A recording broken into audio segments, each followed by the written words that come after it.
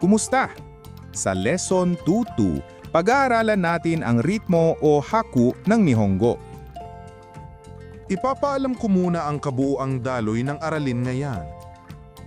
Unang ipapaliwanag ko kung ano ang ritmo, pagkakaiba sa Ingles at Tagalog, linking, palakpak, halimbawa ng spaghetti.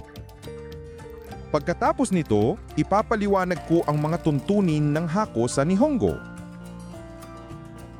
Tatalakayin natin ang small tsu katumbas isang haku, kombinasyon ng ya, yu, yo katumbas isang haku, mahahabang tunog katumbas dagdag na haku, loan words katumbas dumadami ang haku, at ang n katumbas isang haku.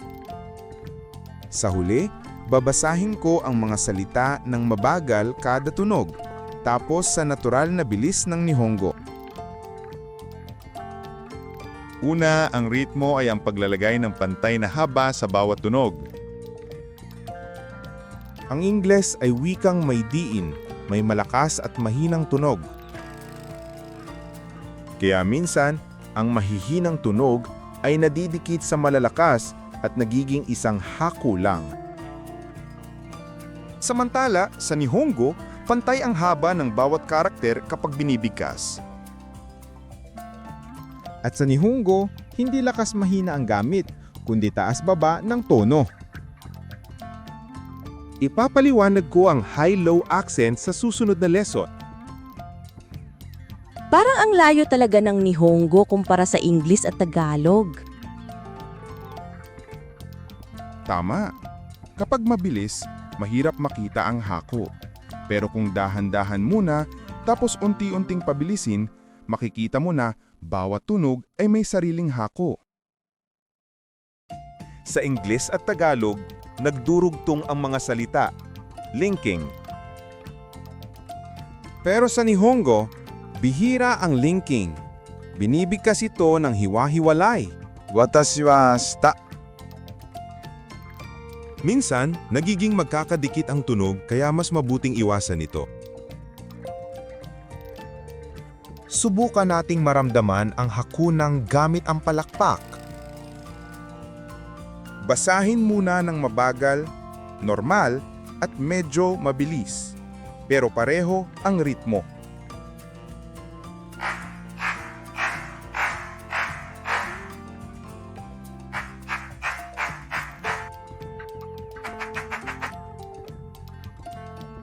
Gagamitin natin ulit ang salitang spaghetti. Unahin natin ang mabagal. Spaghetti.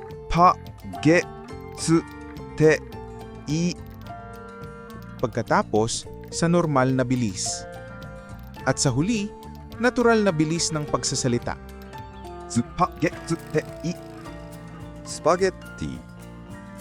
Sa ganitong practice, mararamdaman mo na isang tunog katumbas isang hako. Mula rito, ipapakita ko ang mahahalagang tuntunin ng haku. Una, ang small letter tsu ay isang haku. Halimbawa, kitte katumbas 3 haku, gakko katumbas 4 na haku. Sa bahaging may pagputol, may isang hako, katangian ng Nihongo. Sunod, ang ya, yu, yo kombinasyon ay isang hako lang kasama ng naunang tunog. Halimbawa, ang isyu ay 3 hako.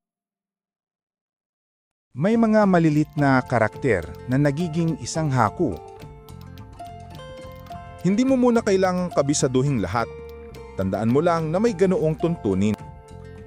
Sunod, ang long vowel ay nagdadagdag ng isang haku. Halimbawa, ang kohi ay 4 haku. Sa Pilipinas, maiksi ang coffee, pero sa Nihongo, pinahahaba ito kaya nadadagdagan ng haku. Ipaliwanag ko kung bakit humahaba ang mga loan words sa Nihongo. Sa ibang wika, may strong, weak pattern. Sa Nihongo, taas-baba at bawat tunog may haku. Kaya binabago ng kaunti ang mga salita para maging loanword sa Nihongo. Halimbawa, taxi ay isang syllable lang pero taxi ay 4 na hako. Hotel. Ho, te, ru. Katumbas 3 hak. Restaurant katumbas 5 hatu. Kung Ingles ang bigkas, mali ang hako sa Nihongo, kaya mag-ingat.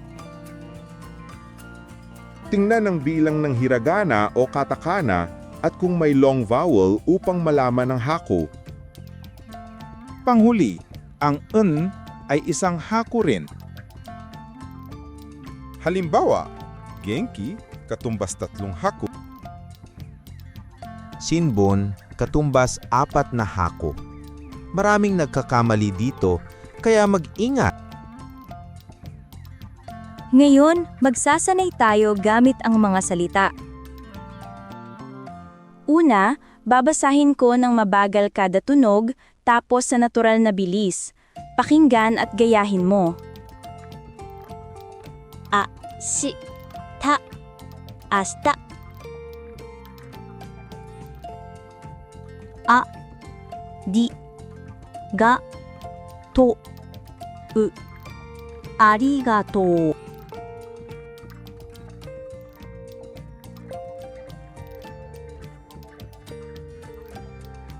Tsu, ko, shi, tsukoshi. Sa, ku, ra, sakura.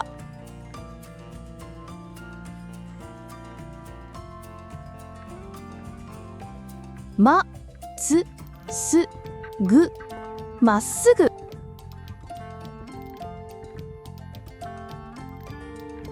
き、つ、て、切手。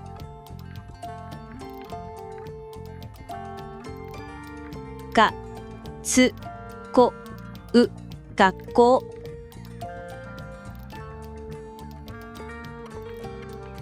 い、つ、し、よ、一緒。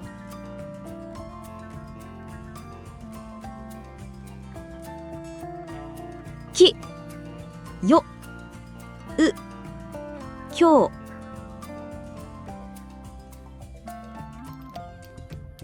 り、ゆ、う、りゅう。す、ば、げ、つ、て、い。スパゲッティ。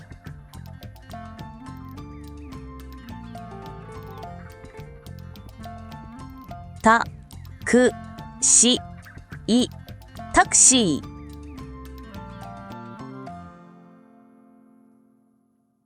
レ、ス、ト、ラ、ン、レストラン。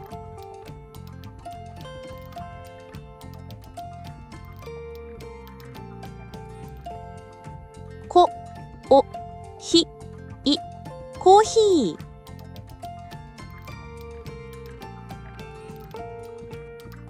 Ngayon natutunan natin ang ritmo o hako ng Nihongo. Sana'y naramdaman mo ang isang tunog katumbas isang hako na katangian ng Nihongo. Sa susunod, pag-aaralan natin ang high-low accent ng Nihongo. Mas magiging natural ang iyong bigkas.